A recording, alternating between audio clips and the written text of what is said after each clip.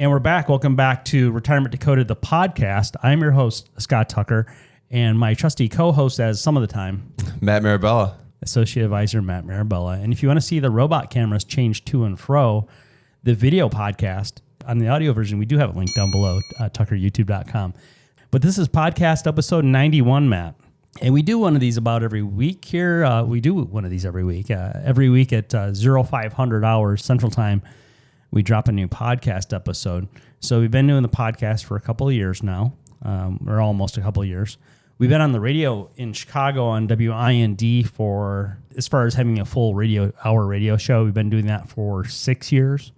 And I've been on WIND one way or another since about, I think, 2011, maybe 15 years. So I'm a household name, Matt. Sounds like it. Oh, boy. The most famous person nobody's ever heard of. So we wanted to kind of change the way we've been doing the podcast and kind of talk about some topics. So one topic, this is out of the Wall Street Journal. And it's more fun when it's out of the USA Today because you can say the USA Today. But, and this is from the Wall Street Journal. And this is not today. This is some time ago. It's been a stack of stuff for some time. And so there was an article by a couple of people with weird names. The headline says, retirement accounts get supersized. Matt, do you remember that movie, that guy that went to McDonald's, 3 meals a day, supersized all of them, and then the movie was about, I can't believe that I'm 400 pounds now. We were required to watch that in health class a while back, had to watch it. Is that because the health teacher didn't want to work too hard? I think that's part of it. They were gym teachers, so. No, come on. They lose interest in health class because there's no dodgeball involved? We're middle schoolers. They probably don't want to be there just as much as we didn't. Fourth grade, first and what they call it? Did they call it middle? They didn't call it middle school. It was like first and elementary school. It was a building that only could hold fourth and fifth grade in DeWitt, Michigan, home of the DeWittians. And Mr. Holmes, I'm not saying he was lazy, but he didn't like teaching science class. And he figured out that every morning at 10 a.m., the local... was it Channel 23, I think, WKAR 23 East Lansing. There's a PBS station there, and we had a TV in our classroom. So there was that TV show on PBS, 321 Contact, and it was about science stuff. And it actually was done up like a lesson plan throughout the school year. So he just decided, he's like, I'm in the unions over right here. So it was like every morning at 10 a.m., he would just turn on the TV, turn off the lights, and kind of, dim the lights, and then sitting back and grade papers or whatever the heck he was doing instead of teaching science. Kind of kills two birds with one stone. He actually gets to do some of his grading, but then also... Yeah. And then I one time I raised my hand. I'm like, Mr. Holmes, shouldn't you teach science class rather than put us in front of the TV? And he goes, and his nickname for me was Snail, because when I was a kid, I didn't like doing my schoolwork. Well, I did up through second grade, and then we changed schools to DeWitt and DeWitt, Michigan, home of the DeWittians. And it was like a college prep third grade program. It was intense. And I'm like, this is not interesting anymore. This is not fun. This is work faster, do a harder program. And it was like no imagination. I didn't like that. And so then fourth grade was Mr. Holmes, and that whole school district was like that from K through 12. It was like college prep kindergarten. The whole thing was crazy. Yeah, when you said college prep third grade, I was like, whoa. That's getting intense. Oh, yeah. Johnny, you better get your SAT scores up. So I said in fourth grade, I raised my hand and I said, Mr. Holmes, I think it's weird that you don't teach science class for us. You put us in front of the television and have 321 Contact do the work, the PBS, KAR, East Lansing, Channel 23. I think it was 23. I haven't lived in Lansing, Michigan since I was 25, and I'm 53 now, a long time ago. Moved here in Chicago in 98. And he goes, so his nickname anyway for me, so I used to stare out the window in third grade, just kind of daydream. And Miss DeMello, she used to say, what's wrong with this kid? And she just figured, and then she'd give me a test and I'd get an A's on it. And she'd get aggravated, but he won't do his homework. My mom's like, well, he gets the A's, And then Mr. Holmes, I asked him that. And Mr. Holmes, I used to take forever to do my work. And that's just how I was. I didn't really care about college prep fourth grade any more than I care about college prep third grade. And he goes, so his nickname for me was Snail. So this is back in the 80s. You could do whatever you want on these kids. He'd throw erasers at us. One kid got in trouble, so the one kid had to sit inside during recess with a paper sack over his head. All this stuff in the 80s, Or if I got in trouble, I had to go see the principal. I forget the principal's name there at first, and I had to meet the Board of Education. So, but he goes, okay, Snail, next time while everybody else is watching TV, you can go in the other room. There's a classroom across the hall from us that was empty. He goes, you can go to the other classroom and you can go through this fourth grade science textbook. And I was like, okay, Mr. Holmes. He's like, okay, deal. And then he either forgot about it or didn't want to enforce it the next day. So the next day it's like 3, 2, 1, contact is the answer. Whatever it is. They had a little song for it. It's interesting that you bring up things being different in the 80s in terms of, like being in school, what you could actually like say to a student. Because I went to public school, then Catholic school. So when I went to Catholic school, that was eye-opening to me. I was like, they can say some of these things? But I liked it a lot more. Teachers were much more like direct to the point. Yeah. Like not just, they were doing their job a little bit more. I'll say that too, but. Yeah. Well, so this headline in this Wall Street Journal article, it's retirement accounts get supersized. And then subhead says more than 1,000 Americans have racked up IRAs worth at least $25 million. $25 million. Matt, I've been working at it. My IRA's not $25 million yet. You getting there? I think when I cross $25 million, then I'll retire. I think that's a good point. $25 million. I won't have a $25 million IRA though, because that's right. My goal is to have a $25 million Roth IRA. See, that's what you want to be. And then you're on easy street. Yeah. So retirement accounts get supersized. More than 1,000 Americans have racked up IRAs worth at least $25 million. And so that means an individual. So if there's a spouse in the house, if they each did it, that'd be $50 million. There you go. Because IRAs, all retirement accounts are individual. They're never joint, right? So more than 1,000 Americans have racked up IRAs worth at least $25 million. So the article says the average American family has about $268,300 in IRA accounts. And it goes on and on and on.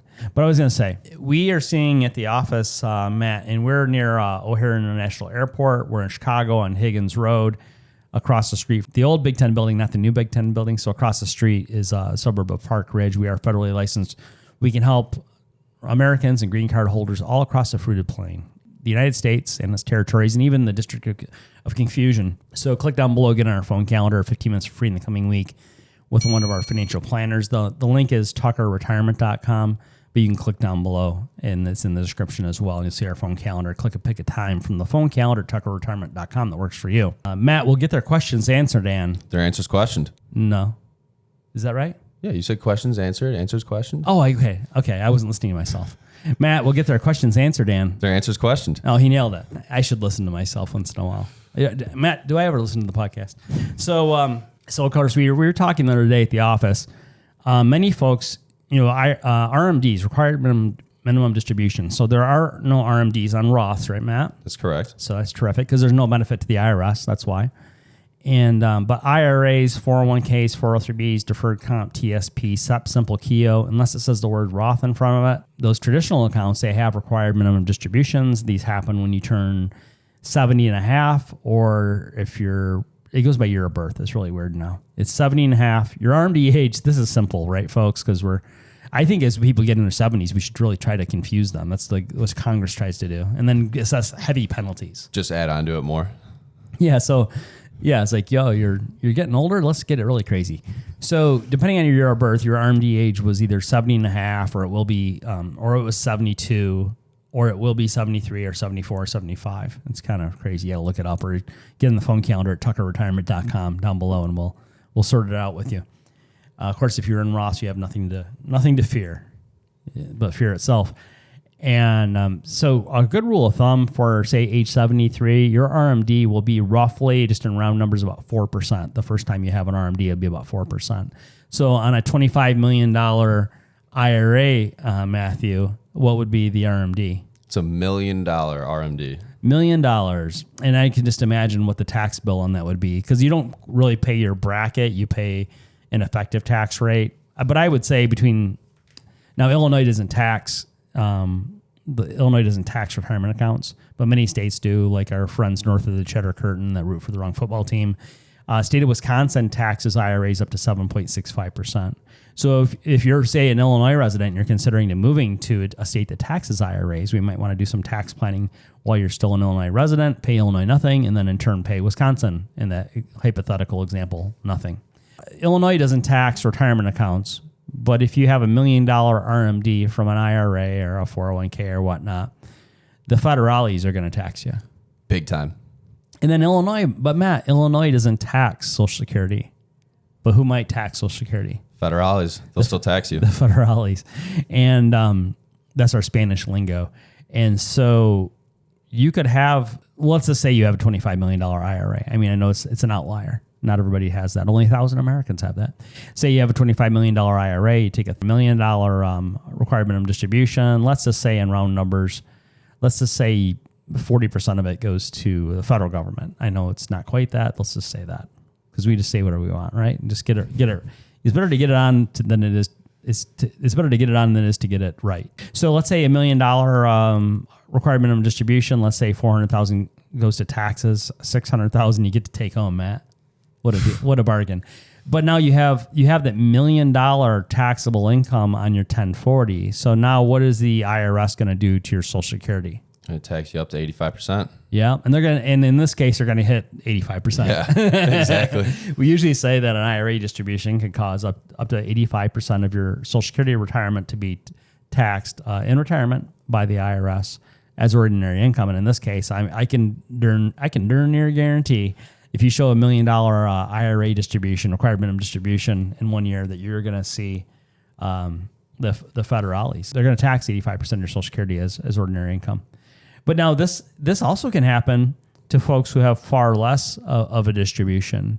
Oh, far less. And I don't have the numbers all in front of me this moment, but there are folks that there are folks that easily, let's say you have I'm just going to guesstimate. Do you know the numbers, Matt? Maybe I'm going to say 75,000. It's even less than that, but I could easily say 75,000. You're going to have 85% of your Social Security. Do you have the sheet there in front of you? Yeah, I do. Is that the one? Yeah. No, that's not the Social Security sheet. That's the other one. It looks alike, but it's not the same one. Anyway, so what we want to caution folks about now, what we see a ton of, Matt. We do have folks come see us that have. We had a gentleman come fly here from to Chicago from Naples, Florida, and he's 58 and his net worth is $30 million. That's kind of an all-time score because, when you have $31 million, you no longer fly to see us. And now we've had folks, of course, with little to no money. But because the market has done nothing but go up since 2009, now, Matt, I think you know this number. How much has the U.S. stock market increased since the March of 2009?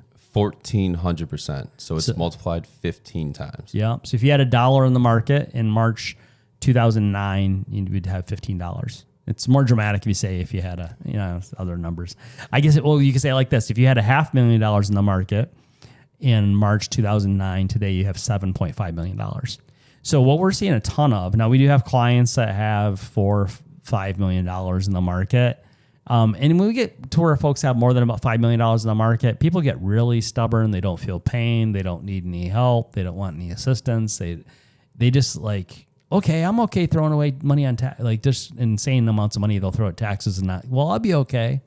And it's just kind of weird to me. You're not being a good steward of your money if that's your mindset. I mean, contentment's a great thing. Well, I think about the one gentleman we spoke with on the phone. This might have been right around a month or so ago. Mm-hmm. And we were kind of telling him, through our tax planning process, you might be able to save about $500,000 to $600,000. And he's kind of I'm like, it's a big chunk of change there. Oh yeah, yeah. And then a shoulder shrug and I'll talk to you later on. Yeah, it's a lot. There's a crazy amount of people that are just so complacent. Which it's your money, you do with what you want, but someone's got to pay the taxes. I'll say that, and prefer to not. It's like if you I guess I'll change the language. I was going to say, if you went to the doctor and your doctor says, Matt, I could pat you on the back and you'd lose 10 pounds. Well, you don't need you're a skinny guy, but in theory, I was going to say something else. Matt, I'll pat you on the back and you lose 10 pounds. For me, I could probably still go 10 more pounds. I lost some weight the last few months, but I could lose probably 5 pounds. If he's like, hey, I could pat you on the back, you lose 5 pounds. Say, it's okay, doc. I like the little, what do they call it? The love handles. I like the love handles, doc. Yeah, more to love. But we're talking about potentially saving folks. We're regularly showing people how to save $500,000, $1 million, $1.5 million, $2 million on lifetime federal income taxes, not on 1 year. And there's no guarantees to this. This is not testimonial. There's no past tax savings for somebody else doesn't mean we could save that for you. But there are folks that are whistling past the graveyard right now, especially 401k account participants, I guess, 401k, 403b, deferred comp, all those, TSP, where they don't realize the risks they're taking, and they're risking easily half the money they've saved for retirement. And so let's say a $2 million IRA, or we run into this more so with 401ks really, in the other 401k, 403b, TSP, and deferred comp. I don't know, I left something out. But like 401k type plan, okay? 401k and its variants. And folks don't realize, well, $2 million 401k, and they get all cocky, and they don't realize this feels very much like a 2006, 2007 type situation to me right now. A lot of irrational exuberance, as the late, great Alan Greenspan used to say. And so if you have a $2 million 401k, if it got cut in half and you're going to retire a month from now, but it got cut in half from $2 million to $1 million, you would feel a lot different about retiring. Big time. Yeah. And there's no reason to do that because there are easy hedging strategies, things like put options. I mean, just really simple strategies that you're just not going to do for yourself. And you probably shouldn't do for yourself because there are blind spots to this. It's sort of like, Matt, nowadays people go, Matt, they go on ChatGPT and they act like it's their doctor, right? All the time. It's whatever AI says, it's like take it for its word and be very careful with that one. Yeah, it used to be people would go to their doctor and they'd say, hey, I diagnosed myself on a WebMD. But that was probably 20 years ago. Now, time flies. But now people go on ChatGPT. And Matt, we just had it. Was it you and I or Max and myself? There's a client of ours that she works for a tech company in Chicago, and they just throw restricted stock units. You were on that? It was you and Max. It was myself and Max. And she says, okay, well, here, I'm going to send you this thing that Google Gemini said this. And it was not the right information. And then so we had to explain to her, we had to explain to her very delicately, which is difficult. That's not the right answer. Well, no, I get it from Google Gemini. I understand, but it's AI. AI hallucinates. In AI, Matt, did you know that not everything on the internet is true? No. And so the problem with AI is it just goes out there and it scrapes the internet and then puts it in a sack for you, and here you go. Right. It's like AI is playing one big game of telephone with the internet, just taking pieces little bit, and then it pops it into an answer. And Gemini, I could be wrong on this, I think sometimes at the bottom of it, it does say, caution, AI is not always correct. Yeah. Yep. Not everything on the internet is true. Well, when we're dealing with anything financial, a number of the laws change from year to year, or different thresholds and exclusions and things, they change year to year oftentimes. Deductions change. All these things change from tax year to tax year, and AI will miss that. Or it'll give you, it won't have the whole story. Like this nice lady, she's been a client for quite a while. Her company, that tech company, it's very complicated. Her benefits are very complicated. She's got a 401k with a match, but she could do a Roth option with a traditional match. And then she could also get the employee stock purchase plan and buy shares of her company at a 15% discount. But also, if you work at the company every year, we're going to give you restricted stock units, and you can't sell them, but you could keep them. But then later on, you could sell them. And then it goes on. It gets even more crazy than that. And then so she had Google Gemini a question before she talked to us and said, here's the answer it gave me. And she put it it was a Zoom meeting. So she emailed it to us or put it in the chat window or whatever, and it was wrong. And then you have to explain to her, like, it's not that you are wrong. It's that Google Gemini is wrong. Right. Like you could have read something that was partially correct, but it's like we see this stuff every day. Actually, Google Gemini gave her the correct answer for somebody else in a different situation. Oh. That's right. So interesting. It's like saying, I'm turning into my grandpa. I drive a 10 or 11-year-old truck now, and a 2016 GMC Sierra. And I might go on to Google Gemini and say, what are the best size tires for my vehicle? And it'd be like, oh, well, this, and it would like recommend a car tire. Right. And like, no, Matt, Google Gemini said, so do you tell it you drive a truck, Oh. And then you're just driving down the side of the road with like little donuts on the truck. You're just grinding the bottom of what was it, skid plate? Yeah. I saw something on YouTube the other day. This guy was complaining that I guess now in a lot of, I think it was a Ford truck he was talking about. The skid plate now is plastic. Like, what? Interesting. Yeah, it's like, okay. It's not quite off-road. No. I guess if you're on the golf course. You were driving the golf course, Matt? No, I've never taken my car on the actual golf course. Yeah.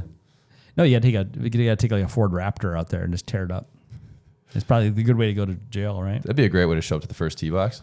So let's say if we have a $2 million tax-deferred account like an IRA, 401k, 403b, TSP, Simple Keo, IRA, EIO, $2 million tax-deferred account, what's a thing there that most people don't realize is over your lifetime, say if you're 60 or so, good rule of thumb is by the time you're 85 or so, because we could say that's your lifetime. Might live a lot longer than that. We have a client that's over 100 years old right now. So you might go from 60 to 85 with a $2 million tax deferred account. Good rule of thumb is that it creates $2 million of lifetime income taxes. And Matt, people say, well, Scott, Matt, how would a $2 million tax deferred account create $2 million in income taxes? Well, it's over your lifetime. Right. So if we have that slinky that we talk about, and you just visualize world peas. As the tax deferred account grows larger and larger, you're growing the taxes with them in there, the unpaid federal income taxes. And then when you get in your 70s and you're on your Social Security and the RMDs come out, the required minimum distributions come out of the tax deferred traditional account, or you just need the money to live on, you're creating federal income taxes on those distributions from the IRA or 401k, deferred comp or whatnot. But then also you're paying federal income taxes on up to 85% of your Social Security. And so that's how a $2 million tax deferred account, as one example, can create $2 million in federal income taxes over your lifetime. Now, we do help folks with $4 million, $5 million in investable assets.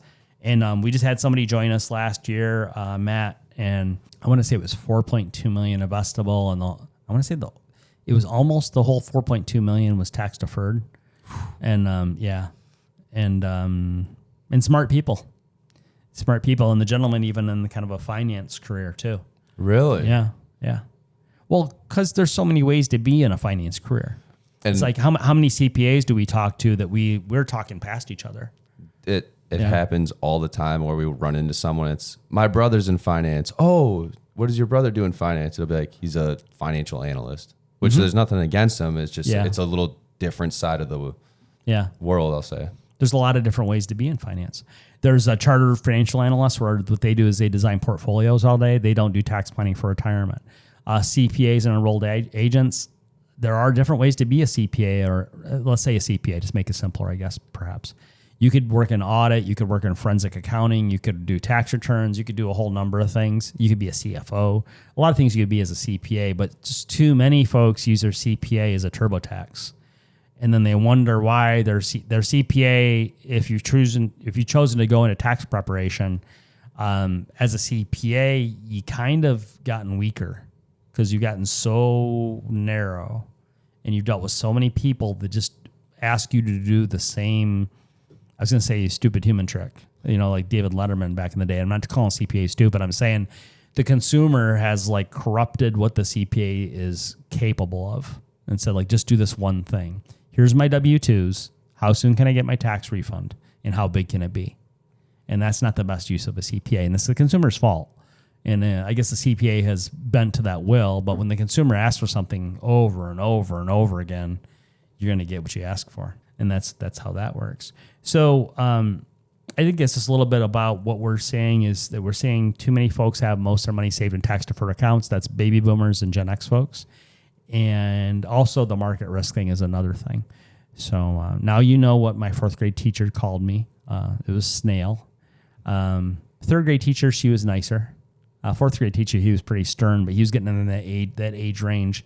Those boys are getting wild, fourth graders. Fifth grade teacher, he used to get mad at me. Mr. Goff used to get mad at me because I wouldn't do my handwriting. It turns out I didn't need it. What do you mean you didn't do your handwriting? We used to have to do this cursive handwriting. Oh, yeah. Like an hour a day or more. I did do that too. Oh, it's horrible. Yeah. It's like child abuse. It is not fun to do, especially when you're still learning how to really like read and write the full comprehensive level. They're like, Yeah. we want you to start writing this way. It's like, wow, that's a lot. Turns out I didn't need it. Cursive handwriting. I'm very confident saying the only time I use cursive handwriting is when I'll use my signature. That's it. Oh yeah, yep. Because I write checks. I write them. Well, in the Navy, they taught us to use block capitals so we could read each other's writing. Because you could get somebody killed not being able to read the writing and like, oh, what'd you mean there? And I sunk your battleship. So I write a lot of things. I write most things in block capitals now. I got really fast at it. And so I'll even make out a check. Like sometimes I have to make out a paper check and I'll handwrite it in block capitals and then sign my name cursive. So that's something else. Anyhow, you've wasted another perfectly good, 26 minutes or so listening to the ramblings of a short bald man. We will talk to you on the next episode of the Retirement Decoded podcast. I'm your host, Scott Tucker. That's my trusty sidekick is most of the time. As I say, Associate Advisor Matt Marabella. That's right. And we'll talk to you in the next episode.